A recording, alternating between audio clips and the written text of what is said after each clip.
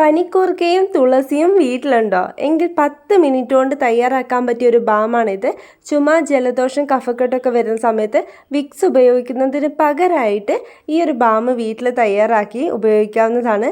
ഇത് ഉണ്ടാക്കാനാണെങ്കിൽ വെറും 10 മിനിറ്റ് മാത്രം മതി കേട്ടോ. ഇത് കുട്ടികൾക്കും മുതിർന്നവർക്കും ഏത് പ്രായക്കാർക്കും ഒരുപോലെ ഉപയോഗിക്കാം. ഒരു സൈഡ് എഫക്ട്സും ഇല്ലാതെ നാച്ചുറലായിട്ട് നമുക്ക് വീട്ടിൽ തയ്യാറാക്കാൻ പറ്റിയ ഒന്നാണ് കേട്ടോ. ഇതിൽ നമ്മൾ കാര്യമായിട്ട് ചേർക്കുന്നത് തുളസി ഇലയുടെ നീരും അതുപോലെ കഞ്ഞിക്കൂർക്കലിൻ്റെ നീരുമാണ്. പനിക്കൂർക്ക എന്ന് പറയുന്നതാണ് കഞ്ഞിക്കൂർക്കലിന്. ഇത് നിങ്ങൾക്ക് തീർച്ചയായിട്ടും ഒരു ഉപകാരമുള്ള വീഡിയോ ആയിരിക്കും. അതുകൊണ്ട് തന്നെ വീഡിയോ ഇഷ്ടപ്പെട്ടാൽ ലൈക്ക് ചെയ്യാനും മറക്കരുത്. നിങ്ങളുടെ ഫ്രണ്ട്സിനും ഫാമിലീസിനും ഒക്കെ ഇതൊന്ന് ഷെയർ ചെയ്ത് കൊടുക്കുക. കാരണം എല്ലാവർക്കും ഇതൊരു യൂസ്ഫുൾ ആയിരിക്കും. നമ്മുടെ ചാനൽ ആദ്യമായിട്ട് കാണുന്ന ആളാണെങ്കിൽ ഒന്ന് സബ്സ്ക്രൈബ് ചെയ്തിട്ട് സപ്പോർട്ട് ചെയ്യണേ. ആദ്യം തന്നെ എടുക്കുന്നത് തുളസിയിലയാണ്. നന്നായി കഴുകി വൃത്തിയാക്കിയ തുളസിയിലയാണിത്. നനവൊന്നും ഇല്ലാതിരിക്കാൻ വേണ്ടിയിട്ട് ഒന്ന് തുണി കൊണ്ട് തുടച്ചെടുത്തിട്ടുണ്ട്. തുളസിയുടെ ഗുണങ്ങളെക്കുറിച്ചിട്ട് കൂടുതലായിട്ടൊന്നും പറയണ്ട, എല്ലാവർക്കും അറിയുന്നതാണ്. അതിൻ്റെ ഗുണങ്ങളെക്കുറിച്ച് പറയുകയാണെങ്കിൽ ഈ ഒരു വീഡിയോ മൊത്തം ഉണ്ടെങ്കിൽ കഴിയില്ല. അപ്പോൾ അതെല്ലാവർക്കും കൊച്ചുനാൾ മുതൽ അറിയുന്ന കാര്യങ്ങളായതുകൊണ്ട് തന്നെ ഡീറ്റെയിൽ ആയിട്ടൊന്നും പറയുന്നില്ല. പിന്നെ എനിക്ക് പനിക്കൂർക്കയാണ് എടുത്തിരിക്കുന്നത്. അതും ഇതുപോലെ കഴുകി വൃത്തിയാക്കി ഒന്ന് തുടച്ചെടുത്തതാണ്. ഇതിൻ്റെ ഗുണങ്ങളും എല്ലാവർക്കും അറിയുന്നതാണ്. കഫക്കെട്ടിനും ജലദോഷത്തിനും എല്ലാത്തിനും വളരെ നല്ല ഒന്നാണ് പനിക്കൂർക്ക എന്ന് പറയുന്നത്. ഇല വാട്ടി അതിൻ്റെ നീര് കുടിക്കുന്നത് കഫക്കെട്ടിനൊക്കെ വളരെ നല്ലതാണ്, ചുമയ്ക്കൊക്കെ നല്ലതാണ്. അപ്പോൾ അതുമാണ് നമ്മൾ എടുത്തിരിക്കുന്നത്. അതും നമുക്ക് മിക്സിയുടെ ജാറിലേക്ക് ഇട്ട് കൊടുക്കാം. ഇനി ഇത് നന്നായിട്ടൊന്ന് അരച്ചെടുക്കുക. ഒട്ടും വെള്ളം ഒഴിക്കാതെ വേണം അരച്ചെടുക്കാൻ വേണ്ടിയിട്ട്. ഇനി ഇത് നമുക്ക് ഒരു അടി കട്ടിയുള്ള പാത്രത്തിലേക്ക് മാറ്റണം. ഇതിലേക്ക് ഇനി വെളിച്ചെണ്ണ ഒഴിച്ചു കൊടുക്കുക. നമ്മൾ 30 ml വെളിച്ചെണ്ണയാണ് ഒഴിച്ചു കൊടുക്കുന്നത്. ഞാൻ ഇനി പറയുന്ന എല്ലാത്തിൻ്റെയും ഇൻഗ്രീഡിയൻസിൻ്റെ അളവ് പ്രത്യേകം ഒന്ന് ശ്രദ്ധിക്കുക കേട്ടോ. കറക്റ്റ് അളവിൽ നമ്മൾ ചെയ്യാൻ മാത്രമാണ് ഈ ബാമിൻ്റെ ആ ഒരു സ്ട്രക്ചറിൽ നമുക്ക് ഇത് കിട്ടുള്ളൂ. അപ്പോൾ അതിന് വേണ്ടിയിട്ടാണ് 30 ml വെളിച്ചെണ്ണ മാത്രമാണ് എടുത്തിരിക്കുന്നത്. പിന്നെ തുളസിയുടെയും പനിക്കൂർക്കയുടെയും അളവെന്ന് പറയുന്നത് ഒരു കൈപ്പിടിയിലാണ് എടുത്തിരിക്കുന്നത്. അതിൻ്റെ അളവിൽ ചെറിയൊരു വ്യത്യാസം അങ്ങോട്ടും ഇങ്ങോട്ടും വന്നാലും കുഴപ്പമില്ല. കാരണം എടുക്കുന്ന വെളിച്ചെണ്ണ ഒന്ന് പ്രത്യേകം ശ്രദ്ധിക്കുക. നമ്മൾ എത്രയാണോ എണ്ണ എടുക്കുന്നത് അതിനനുസരിച്ചിട്ടാണ് അടുത്ത ഇൻഗ്രീഡിയൻ്റ് എടുക്കേണ്ടത്. മീഡിയം ഫ്ലെയിമിൽ ഇട്ടിട്ട് വേണം ഇത് ചെയ്യാൻ വേണ്ടിയിട്ട്. തുളസിയുടെയും പനിക്കൂർക്കയുടെയും സത്ത് പൂർണ്ണമായിട്ട് നമുക്ക് എണ്ണയിലേക്ക് വരണം. അതിന് വേണ്ടിയിട്ടുള്ള ഒരു ടൈമാണ്. അപ്പോഴേക്കും നമ്മുടെ എണ്ണയുടെ കളറൊക്കെ ഒന്ന് ചേഞ്ച് ആവും.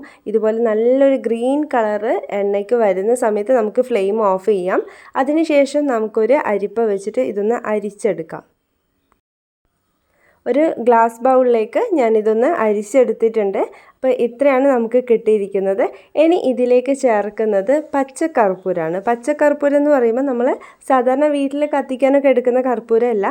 ഇത് നമുക്ക് ആയുർവേദ പീഡിയയിൽ ചോദിച്ചാൽ കിട്ടും. പനി, ജലദോഷം, കഫക്കെട്ടൊക്കെ വരുന്ന സമയത്ത് നമുക്ക് ആവി പിടിക്കാനും അങ്ങനെയൊക്കെ ആയിട്ട് ഒരുപാട് ഗുണങ്ങളുള്ള ഒന്നാണ് ഈ പച്ചക്കർപ്പൂരം എന്ന് പറയുന്നത്. അപ്പോൾ ഇത് നമുക്ക് ഒരുപാടൊന്നും ആവശ്യമില്ല കേട്ടോ. ഇപ്പോൾ 30 ml വെളിച്ചെണ്ണയാണ് എടുക്കുന്നതെങ്കിൽ അതിലേക്ക് ഒരു 8 ഗ്രാം പച്ചക്കർപ്പൂരം മതി. അതൊന്ന് ഇതുപോലെ കൈ വെച്ചിട്ട് നന്നായിട്ടൊന്ന് പൊടിച്ചിട്ട് നമ്മുടെ ഈ എണ്ണയിലേക്ക് ഇട്ട് കൊടുക്കണം. അടുത്തതായി വേണ്ടത് ബീവാക്സ് ആണ്. തേൻമെഴുക് എന്ന് പറയും. ഇതും നമ്മുടെ ആയുർവേദ പീഡിയയിലുണ്ടാവും. അവരോട് ചോദിച്ചു കഴിഞ്ഞാൽ നമുക്കിത് കിട്ടാവുന്നതേ ഉള്ളൂ. ഇത് ഞാനിവിടെ 20 ഗ്രാമാണ് എടുത്തിരിക്കുന്നത്. 30 ml വെളിച്ചെണ്ണയ്ക്ക് 20 ഗ്രാം ബീവാക്സ് ആണ് എടുത്തിരിക്കുന്നത്. അത് ഇതുപോലെ ചെറിയ കഷ്ണങ്ങളാക്കിയിട്ട് നമുക്ക് ഈ എണ്ണയിലേക്ക് ഇട്ട് കൊടുക്കുക. പെട്ടെന്നൊന്ന് മെൽറ്റായി കിട്ടാൻ വേണ്ടിയിട്ടാണ് ഇതുപോലെ ചെറിയ കഷ്ണങ്ങളാക്കിയിട്ട് കൊടുത്തത്. ഇനി ഇതൊന്ന് മിക്സ് ചെയ്തിട്ടുണ്ട്. ഒരു പാത്രത്തിൽ വെള്ളം വെച്ചിട്ട് അതിൻ്റെ മുകളിൽ വേണം ഈ ഒരു ബൗൾ വെച്ചിട്ട് ചൂടാക്കാൻ വേണ്ടിയിട്ട്. അപ്പോൾ ഡയറക്റ്റ് നമ്മളിത് കുക്ക് ചെയ്യാൻ പാടില്ല. ഇങ്ങനെ ഡബിൾ ബോയിലിംഗ് ചെയ്തിട്ട് ഈ ബീവാക്സ് എല്ലാം നന്നായിട്ട് മെൽറ്റ് ആവുന്നത് വരെ നമുക്കിതൊന്ന് ഇളക്കി കൊടുക്കണം. ബീവാക്സ് ഇതിൽ പൂർണ്ണമായിട്ടും മെൽട്ടായിട്ടുണ്ട്. നമ്മളിതിൽ ബീവാക്സ് ഒക്കെ ചേർക്കുന്നത് അതേ ഒരു ബാമിൻ്റെ ഒരു സ്ട്രക്ചറിൽ നമുക്ക് കിട്ടാൻ വേണ്ടിയിട്ട് മാത്രമാണ്. അപ്പോൾ ഇനി അത് ഇല്ലാതെ വെക്കുകയാണെന്നുണ്ടെങ്കിൽ കുറേ കാലമൊന്നും കേടാവാതെ കിട്ടിയില്ലെങ്കിൽ കൂടി നമുക്ക് 1-2 ദിവസത്തേക്കൊക്കെ ഉപയോഗിക്കാവുന്നതേ ഉള്ളൂ. പിന്നെ അതൊരു വാട്ടർ കൺസിസ്റ്റൻസിയിലായിരിക്കും ഉണ്ടാവുക. അപ്പോൾ നമുക്ക് കുറച്ചും കൂടി ഉപയോഗിക്കാൻ എളുപ്പത്തിന് വേണ്ടിയിട്ടാണ് ഇങ്ങനെ ബീവാക്സ് ഒക്കെ ചേർക്കുന്നത്. ഇനി നമുക്ക് ഫ്ലെയിം ഓഫ് ചെയ്യാം. ഉടനെ തന്നെ നമുക്ക് ഇതുപോലത്തെ കണ്ടെയ്നറിലേക്ക് മാറ്റണം.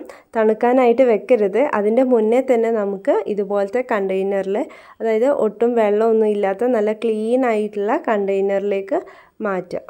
ചൂട് പോയാൽ ഉടനെ തന്നെ ഇത് സെറ്റായി പോവും. അതുകൊണ്ടാണ് ഇത് ചൂടോടുകൂടി തന്നെ കണ്ടെയ്നറിലേക്ക് മാറ്റണം എന്ന് പറയുന്നത്. അപ്പോൾ നമ്മൾ ആദ്യം തന്നെ കണ്ടെയ്നറൊക്കെ എടുത്ത് വെച്ചിട്ട് വേണം ഇതുണ്ടാക്കാൻ വേണ്ടിയിട്ട്. ഇത് കണ്ടെയ്നറിലാക്കിയിട്ട് 5 മിനിറ്റ് വേണ്ട, അപ്പോഴേക്കും ഇതൊന്ന് സെറ്റാവും. ഞാനിതിൽ പറഞ്ഞിരിക്കുന്ന മെഷർമെൻറ്റ് കൃത്യമായിട്ട് ശ്രദ്ധിക്കുക. ഇനി നിങ്ങൾക്ക് ഇതിൽ കൂടുതൽ ഉണ്ടാക്കണം എന്നുണ്ടെങ്കിൽ ആ ഒരു മെഷർമെൻറ്റ് ഞാൻ പറഞ്ഞതിൻ്റെ ഡബിളായിട്ട് എടുക്കാം. ഇനി ഇത്ര വേണ്ടാന്നുണ്ടെങ്കിൽ പകുതി എടുത്തിട്ട് ചെയ്യാവുന്നതേ ഉള്ളൂ. അപ്പോൾ പെട്ടെന്ന് തന്നെ നമുക്കിത് സെറ്റായി കിട്ടും. അപ്പോൾ നമ്മുടെ വീഡിയോ ഇഷ്ടപ്പെട്ടാൽ ലൈക്ക് ചെയ്യാനും ഷെയർ ചെയ്യാനും മറക്കരുത്. സബ്സ്ക്രൈബ് ചെയ്തിട്ടില്ലെങ്കിൽ ഒന്ന് സബ്സ്ക്രൈബ് ചെയ്തിട്ട് സപ്പോർട്ട് ചെയ്യുക കേട്ടോ. അടുത്തൊരു വീഡിയോയിൽ കാണാം. ബൈ.